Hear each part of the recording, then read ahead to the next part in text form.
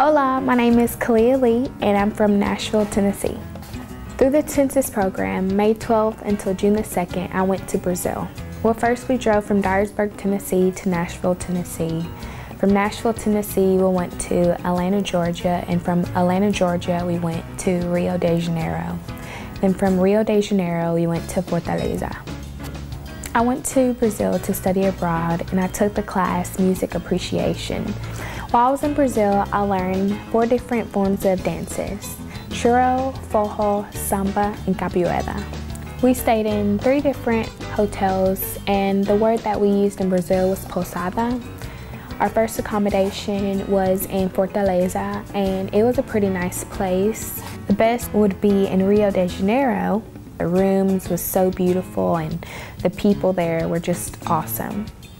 My favorite food while I was in Brazil is peixe, and peixe is another word for fish. The best moment for me while I was in Brazil was seeing the Christ Redeemer statue in Rio de Janeiro. It was special because that morning before we went, I prayed to God that I would meet wonderful people. Well, before we left the hotel, I was in the elevator by myself with 2 women and they started speaking in Portuguese to me and I had no idea what they were saying. Well, once we got off the elevator, the only thing that I understood was when they said amen. So the entire time they were saying a prayer to me in Portuguese and I thought that was amazing how I prayed that I would meet wonderful people and then I met those 2 women.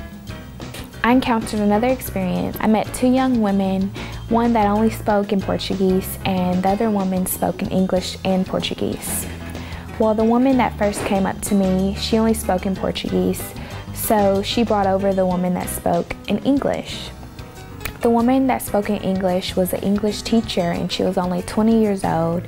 And I am 20 years old too, and I thought that was so amazing how she's already basically traveling the world on missionary trips, and I got their emails and Facebook and we'll be able to be in touch with each other.